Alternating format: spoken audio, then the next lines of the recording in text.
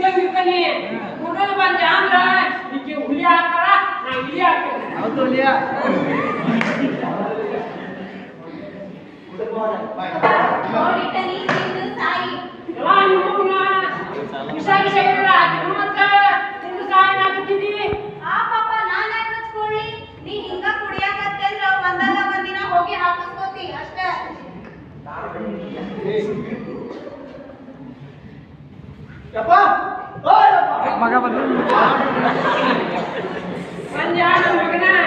ಮನೆ ದೀಪ ಬೆಳಗೋ ಏಕೈಕ ಪುಡಿ ನೋಡಿಲ್ಲ ಈಗ ಸೈಕಲಿನ ನಿಗೆಲ್ಲ ಸೈಕಲ್ ಕರೆ ಟೀಚರ್ ಟೀಚರ್ ಮಾತಾಡ ಬರ್ತೀನಿ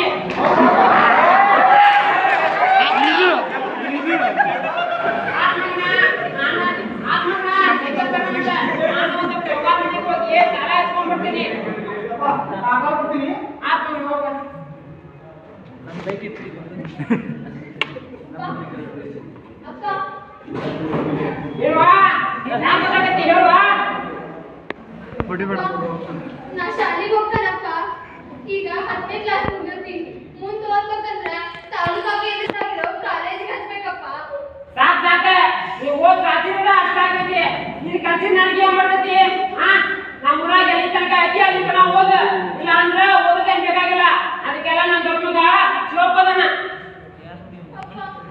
ನಾನು ನಿನ್ ಮಗಳಪ್ಪ ತಮ್ಮನಷ್ಟೇ ನಿನ್ ಜವಾಬ್ದಾರಿನ ನಾನು ಬರ್ತಾನಪ್ಪ ಯಾಕಪ್ಪ ನಾ ಶಾಲೆಗೆ ಹೋಗೋದ್ ಬೇಡ ಅಂತ ಹೇಳ್ತೀನಿ ಖರ್ಚು ಕೂಡ ನಿನ್ ಕಲ್ಸಿನ ನನಗೆ ಬರ್ತೈತಿ ನಿನ್ ಕಲ್ಸಿನ ನನಗೆ ಬರ್ತೈತಿ ನಾನು ಎಷ್ಟ ಕಲಿತ್ರೆ ಪಾಂಡ್ಯದ ಚಿಕ್ಕನಂತಿಗೆ ತಪ್ಪಂಗಿಲ್ಲ ಹೌದಾ ನಾನು ಎಷ್ಟ ಕಲಿತ್ರೆ ಪಾಂಡ್ಯದ ಚಿಕ್ಕನಂತಿಗೆ ತಪ್ಪಂಗಿಲ್ಲ ನನ್ನ ಈ 12 ಯಾಕೆ ಇದ್ದಾವು ಅಂತ ನಾವು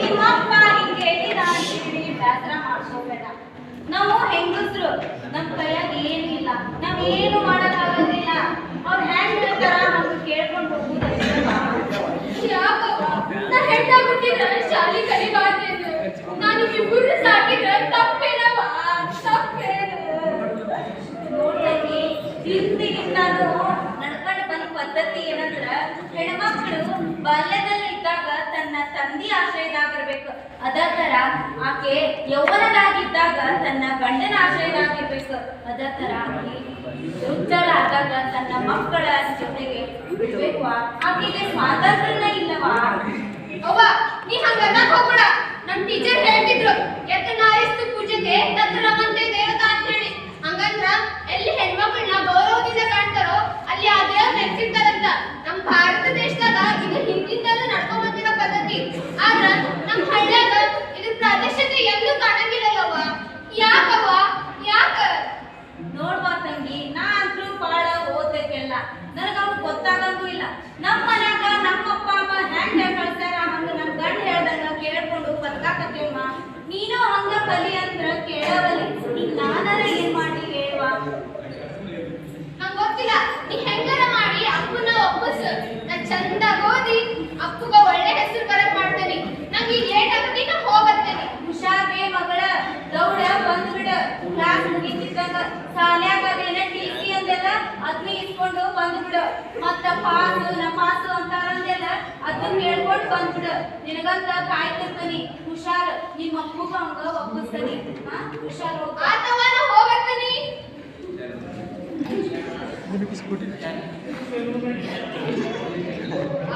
ವೇಳೆಯದಾವ ನೀರಿನಲ್ಲಿ ಬೇಯುವುದು ಆವ ಜೀವನ ಪಾಪ ಅವತಾಪದಿನೋ ಆವ ವೇಳೆಯದಾವ ನೀರಿನಲ್ಲಿ ಬೇಯುವುದು ಆವ ಜೀವನ ಪಾಪ ಕ್ಷೇಪಣೆಯದೇನು ದೈವ ಹುಟ್ಟದು ತಿಳಿಯ ಮಂಕುತಿಮ್ಮ ದೈವ ಹುಟ್ಟದು ತಿಳಿಯ ಮಂಕುತಿಮ್ಮ ದೈವ ಹುಟ್ಟದು ತಿಳಿಯ ಮಂಕುತಿಮ್ಮ ದೈವ ಹುಟ್ಟದು ತಿಳಿಯ ಮಂಕುತಿಮ್ಮ.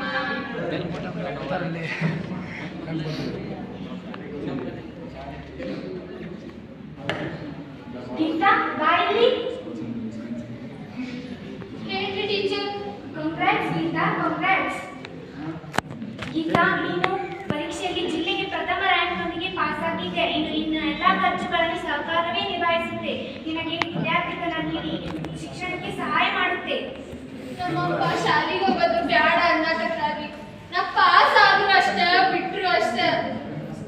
ನಿಮ್ಮಪ್ಪನಿಗೆ ನಾನು ಹೇಳ್ತೀನಿ ಗೀತಾ. ಬ್ಯಾಡ್ರಿ ಟೀಚರ್, ಬ್ಯಾಡ. ನಮ್ಮಪ್ಪ ನಿಮ್ ಖರ್ಚು ನಿಭಾಯಿಸಕ ನನ್ನಿಂದ ಆಗಲ್ಲ ಅಂತ ಹೇಳಿ ಈಗ ಬೈಯಾಕತ್ತಾನ್ರಿ. ಆಮೇಲೆ ನಿಮ್ಗೂ ಅವಮಾನ ಮಾಡಿದ್ರ ಕಷ್ಟ ರೀ. ಬ್ಯಾಡ್ರಿ, ಬ್ಯಾಡ. ನೋಡ್ ಗೀತಾ, ನಿಮ್ಮಪ್ಪನಿಗೆ ನಾನು ಶಿಕ್ಷಣದ ಮಹತ್ವ ತಿಳಿಸ್ತೇನೆ. ಅವ್ರೇನ್ ನಿನಗ ದುಡ್ಡು ಕೊಡೋದು ಬೇಡ, ನೀನು ಅವ್ರಿಗೆ ದುಡ್ಡು ಕೊಡ್ಬೋದು. ಸರ್ಕಾರ ಇದಕ್ಕಾಗಿ ಸಹಾಯಧನ ಮತ್ತು ಪ್ರತಿಪಾದನೆ ನೀಡ್ತದೆ. ಅದಷ್ಟ ಅಲ್ಲದನ ವಿದ್ಯಾರ್ಥಿ ವೇತನ ಮತ್ತು ಉಚಿತ ಹಾಸ್ಟೆಲ್ ವ್ಯವಸ್ಥೆನೂ ಮಾಡ್ಕೊಡ್ತೈತಿ. ಹಂಗಂದ್ರ ಈ ವಿಷಯನ ಈಗ ಹೋಗಿ ನಮ್ಮ ಅಪ್ಪಗೆ ಹೇಳ್ಬಿಟ್ಟೇನ್ರಿ. ಈ ಬ್ಯಾಡ್ ಗೀತಾ, ನೀನು ಪುರಸ್ಕಾರದ ಹಣ ಬಂದ್ಮೇಲೆ ನನ್ನ ಮಣ್ಣು ಕೈಯಾಗಿ ಹೇಳ್ಬೇಕು. ಆದ್ರಿ, ನಾ ಈಗ ಹೋಗ್ಬರ್ತೇನ್ರಿ. ಜಟಕ ಬಂಡಿ ಬಿಗಿ ಅದರ ಸಾಹೇಬ ಅವರು ಬೇಡಂತೆ ಪಯಣಿಗನು. ಬದುಕು ಜಟಕ ಬಂಡಿ ಬಿಗಿ ಅದರ ಸಾಹೇಬ ಮುದುರೆ ನೀನವನು ಬೇಡಂತೆ ಪಯಣಿಗನು. ಮದುವೆಗೋ ಮಸಣಕೋ ಹೋಗೆಂದ ಕಡೆ ಹೋಗು ಪದ ಕುಸಿಯ ನೆಲವಿಹುದು ಮಂಕುತಿಮ್ಮ ಪದ ಕುಸಿಯ ನೆಲವಿಹುದು ಮಂಕುತಿಮ್ಮ ಪದ ಕುಸಿಯ ನೆಲವಿಹುದು ಮಂಕುತಿಮ್ಮ ಪದ ಕುಸಿಯ ನೆಲವಿಹುದು ಮಂಕುತಿಮ್ಮ. ಅವ್ವ, ಅವ್ವ, ಎಲ್ಲದಿ? ನಾ ಇಲ್ಲೇ ಅಡಿಗೆ ಮಾಡಕತ್ತಮ್ಮ. ಲಗು ಬಾ ಇಲ್ಲಿ. ನೀನ ಬಾ ಇಲ್ಲೇ. ಅವ್ವ, ಯಾಕವ್ವ? ಅವ್ವ, ನಾ ಇಡೀ ಜಿಲ್ಲೆನ ಕಷ್ಟದಲ್ಲಿ. ನನ್ನ ಓದಿನ ಕಷ್ಟನೆಲ್ಲ ಸರ್ಕಾರ ನಡ್ಕೊಂತದಂತ ಇದನ್ನ ಅಪ್ಪಗೆ ಹೇಳ್ಬಿಡ. ಇದನ್ನೆಲ್ಲ ನಿಮ್ಮ ಅಪ್ಪ ಹೇಳ್ತಾನ. ಅವ ಇನ್ನು ಏನೇನ್ ಹೇಳ್ತಾನ ಏನ ಆದ್ರೂ ಏನಾರ ಯಾಕಂದ್ರೆ ಒಳ್ಳೇದಾದ ಸಾಕು. ಒಳ್ಳೇದಾಗತ್ತವ, ಒಳ್ಳೇದಾಗ ಆಗತಿ. ಹಾಸ್ಟೆಲ್ಲು ಫ್ರೀ ಸಿಗ್ತತಿ, ಓದಾಕ ಉಣ್ಣಾಕ ಉಳಿಯಾಕ ಎಲ್ಲಾನು ಫ್ರೀ ಸಿಗ್ತತಿ. ಮ್ಯಾಲೆ ಸ್ಕಾಲರ್ಶಿಪ್ ಕೊಟ್ಟಾರಂತ. ಹೌದೇನ? ನಿಮ್ಮ ಅಪ್ಪ ಹೇಳ್ತಾನ ಈಗ ಹೇಳೋದನ್ನೆಲ್ಲ. ಆದ್ರ ನಿಮ್ ತಮ್ಮ ಓದಂತೇಳಿ ದಡ್ಡದನ ಓದಂತೇಳಿ ಬೈಕೊಳ್ಳೋ ನಿಮ್ಮಪ್ಪ ನಿನಗಿನ್ನೂ ಏನೇನ್ ಹೇಳ್ತಾನ ಏನು ಅಂತ. ನೀ ಈಗೇನ್ ಹೇಳಕ್ ಹೋಗ್ಬೇಡ. ನಾಳೆ ನಾ ಶಾಲೆಗೆ ಹೋಗಿ ಸ್ಕಾಲರ್ಶಿಪ್ ರೊಕ್ಕ ಇಸ್ಕೊಂಬರ್ತಾನೆ. ಅವಾಗ ನಾನು ಅಪ್ಪಗೆ ಹೇಳ್ತೇನಂತ. ಹಾಗೆ ಮಗಳ.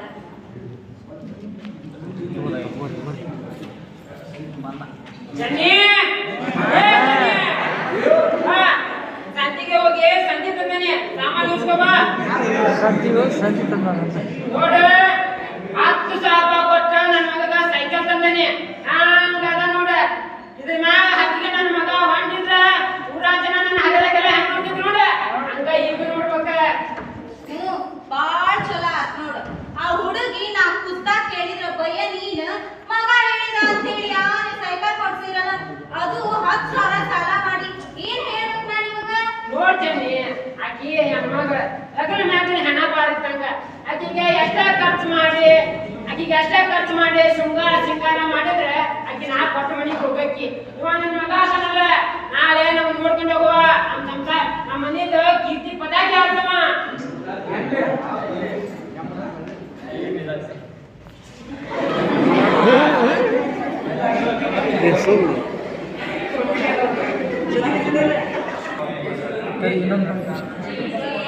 ರಹಸ್ಯ ಜೀವನದ ದೃಶ್ಯ ಮರಳುಗಾಡಿನ ಬಿಸಿಲು ಕುದುರೆ. ಜೀವ ವಿಲಯ ರಹಸ್ಯ ಜೀವನದ ದೃಶ್ಯ ಮರಳುಗಾಡಿನ ಬಿಸಿಲು ಕುದುರೆ. ಕಾವಿ ಸಂಕೇತಿದೆ ಬ್ರಹ್ಮ ಮಾಯ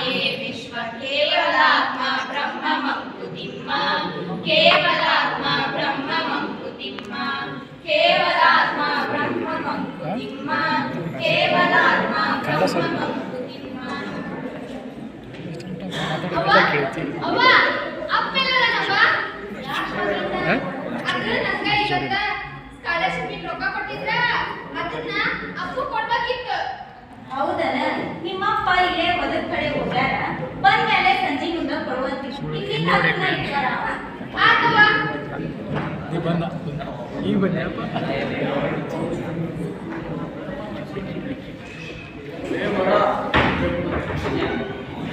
ಅವ್ವ ಅಪ್ಪ ಬಂದ. ನೀರ್ ಕೊಡುವ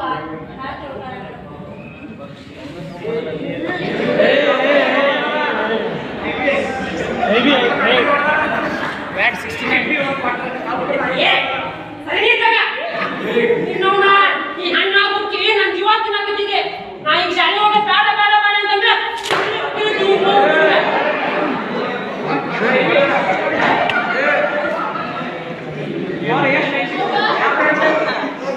ಅಪ್ಪಿಗೆ ಯಾಕೆ ಮಾಡ್ತಾರವ್ವ? ಸುಮ್ಮನಿರು ಬಂದತಿ ಊಟ ನೋಡೋಣಂತ ಊಟಕ್ಕೆ ಹಾಕ್ಬಿಡು ನಿಮ್ಮಪ್ಪಗ ಬಾಂಡೆ ತೊಳೆವು ಬಾಳರು ಅಲ್ಲಿ ರಾತ್ರಿ ಕೆಲಸ ಬಾಳೆವು ಜಲ್ದಿ ಹೋಗು ಆತವ್ವ.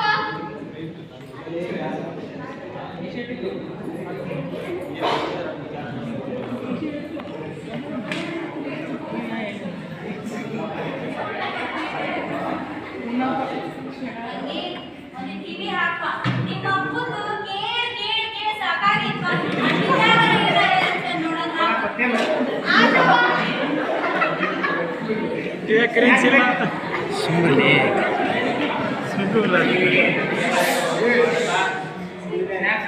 ನಿಮ್ಮ ಟಿವಿಗೆ ನಿಮಗೆಲ್ಲರಿಗೂ ಸ್ವಾಗತ ಮಾಡುವಂತಿಲ್ಲ, ಯಾಕಂದ್ರೆ ನೀವು ಈಗಾಗಲೇ ಬಂದು ಉಳ್ಕೊಂಡಿರಿ. ಇದೀಗ ಬಂದ ಸುದ್ದಿ ಜಗತ್ತಿನಾದ್ಯಂತ ಅಪ್ಪಳಿಸುತ್ತಿದೆ. ಮಹಾಮಾರಿ ವೈರಸ್, ಯಾರೂ ಕಾಣದ ಒಂದು ವೈರಸ್ ಜನರ ಎಲ್ಲ ಜೀವನ ಅವ್ಯವಸ್ಥೆ ತಡೆಗಟ್ಟಲು ಕೇಂದ್ರ ಸರ್ಕಾರ ಲಾಕ್ಡೌನ್ ಘೋಷಿಸಿದೆ. ಇನ್ನು ಮುಂದೆ ಯಾರು ಮನೆಯಿಂದ ಹೊರಬರುವಂತಿಲ್ಲ. ಮನೆಯಿಂದ ಹೊರಬಂದರೆ ಎಚ್ಚರ, ಎಲ್ಲೆಂದಾಗಲಿ ಪೊಲೀಸರು ಕಣ್ಗಾವಲಾಗಿದ್ದಾರೆ. ಅವಶ್ಯಕತೆ ಇದ್ದಾಗ ಹೊರಬರುವಂತಕ್ಕದ್ದು, ಹೊರಬರುವಾಗ ಮಾಸ್ಕ್ ಧರಿಸಿ ಬರತಕ್ಕದ್ದು, ಇಲ್ಲದಿದ್ದರೆ ದಂಡ ವಿಧಿಸಲಾಗುವುದು. ಲಾಕ್ಡೌನ್ ಒಂದು ಸಣ್ಣ ಬ್ರೇಕ್ ನಂತರ ನಾವು ನಿಧಾನದಿಂದ ಸಾಮಾನ್ಯ ಅವ್ವ ನಾಳೆಯಿಂದ ಎಲ್ಲಾನು ಬಂದಾಗತ್ತಂತ ಟಿವಿ ತೋರ್ಸಾಕತ್ತಾರ. ಯಾಕಂತ ಅದೇನೋ ಕೊರೋನಾ ಅನ್ನೋ ರೋಗ ಬಂದಿತ್ತಂತ. ಇವು ಅನಂತ ರೋಗಪ್ಪ ಇದು ನಮ್ಮ ಕಾಲಾಗ ಹಿಂಗಿರ್ಲಿ ಕೂಡ ಜಗತ್ನಾಗ ಪಾಪ ಜಾಸ್ತಿ ನಡೆಯಕತ್ತವು ಅದ್ಕ ಏನೇನೋ ನಡೆಯಕತ್ತೈತಿ ನಾನು ಕಾಪಾಡ್ಬೇಕಪ್ಪ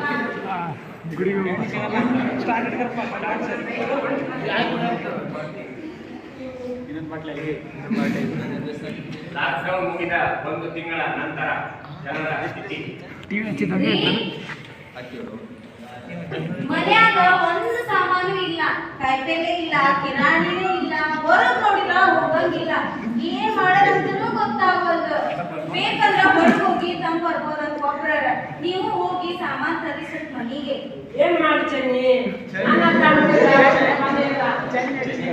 ಏನ್ ಮಾಡ್ತೀನಿ ನನ್ನ ಹತ್ರ ಒಂದು ರೂಪಾಯಿ ಇಲ್ಲ. ಹೊರಗೆ ಹೋಗಿ ದುಡ್ಯಾಕಂತ ಹೋಗ್ಬೇಕಂತಂದ್ರ ಪೊಲೀಸ್ ಹೊಡಿತಾರ. ನನ್ನ ಹತ್ರ ರೊಕ್ಕ ಇದ್ದಿದ್ರೆ ಹೋಗಿ ತರ್ಬೋದಿತ್ತ. ನಿನ್ನ ಹತ್ರ ಒಂದ್ ಸ್ವಲ್ಪ ರೊಕ್ಕ ಇದ್ರೆ ಕೊಡು. ನಾನು ಕೂಲಿ ಮಾಡ್ತಂದಿದ್ದು ಒಂದ್ ರೂಪಾಯಿನೂ ಬಿಟ್ಟಿರಂಗ ಕಸ್ಕೊಂಡ್ಬಿಟ್ಟಿದ್ರಿ. ಈಗ ನನ್ ಕಡೆ ಎಲ್ಲಿಂದ ಬರ್ಬೇಕು?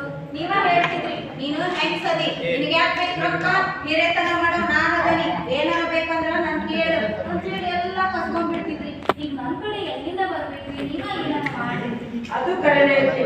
ನಾನೇ ನಿನ್ನ ಹತ್ರ ಒಂದ್ ಸ್ವಲ್ಪ ಬಂದಿರ್ಬೇಕಿತ್ತ. ಕಷ್ಟ ಕಾಲದಾಗ ಸಹಾಯ ಆಗ್ತಿತ್ತ. ಆದ್ರೆ ನಾ ಏನ್ ಮಾಡ್ಲಿ? ಕೈಯಾಗ ಕೊಡೇ ಇಲ್ಲ. ಅಪ್ಪ ಇದು ತಗೋ ಅಪ್ಪ. ನಾನು ಏನ್ ಮಾಡ್ಲಿ? ನನ್ನ ಕಡೆ ನೋಡಿದ್ರೆ 10 ರೂಪಾಯಿ ಇಲ್ಲ. ದುಡ್ಯಾಕಂತ ಹೋಗ್ಬೇಕಂದ್ರೆ ಒಂದಷ್ಟು ಪೊಲೀಸ್ ಹೊಡಿತಾರ. ಸಾವುಕಾರ ಕಡೆ ರೊಕ್ಕ ಬರ್ಬೇಕಂದ್ರೆ ಮನೆಯಿಂದ ನನ್ನ ಮಗಗ 10,000 ಕೊಟ್ಟು ಸೈಕಲ್ ತಗೊಂಡ ಸಂಪಾದಿಸ್ಕೊಂಡಿದ್ದೆ. ಆದ್ರೆ ಈಗ ಬಡ್ಡಿ ಮಾಡಿ ಬಡ್ಡಿ ಕೇಳಾಕತ್ತೈತಿ. ಅರ್ಜೆಂಟ್ ಆಗ ಸಹಾಯ ಕೊಟ್ಬಿಟ್ಟಿಯೇ. ಅಪ್ಪ ಈ ರೊಕ್ಕ ತಗೋ ಅಪ್ಪ. ಅವತ್ತ ನನಗ ಶಾಲ್ಯಾಗ ಫಸ್ಟ್ ರ್ಯಾಂಕ್ ಬಂದನಿ ಅಂತ ಹೇಳಿ 15,000 ರೂಪಾಯಿ ಸ್ಕಾಲರ್ಶಿಪ್, 10,000 ರೂಪಾಯಿ ಬಹುಮಾನ ಅಂತ ಹೇಳಿ ರೊಕ್ಕ ಅವತ್ತು ಒಳಗ್ ಬಂದ್ರ ನೀ ಬೈದಿ ಅಂತೇಳಿ ಹಂಗ ಒಳಗಿಟ್ಟಿದ್ದೆ. ಇವತ್ತು ಎದಕ್ಕರ ಉಪಯೋಗ ಬರ್ತೈತಿ ತಗ. ಮಗ ನಾನಿನ್ನ ಅವತ್ತ ನಮ್ಮ ಸಂಸಾರದ ಮುಂದಿದ್ದೆ, ಆದ್ರೆ ಈಗ ನೀ ನಮ್ಮ ಸಂಸಾರದ ಕಣ್ಣಾಗಿ ನಮ್ಮ ಮನೆಯಿಂದ ಮಾನ ಪ್ರಾಣ ಮನೆ ಎದ್ದಿದ್ದ ಮಾನ ಪ್ರಾಣ ಎಲ್ಲ ಮುಗಿಸಿದ್ದೆ.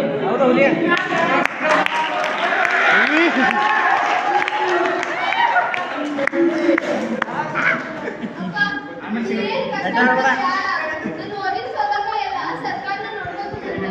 ನೀನು ಓದಾಕ್ ಬಿಟ್ರೆ ಅಷ್ಟೇ ಸಾಕು.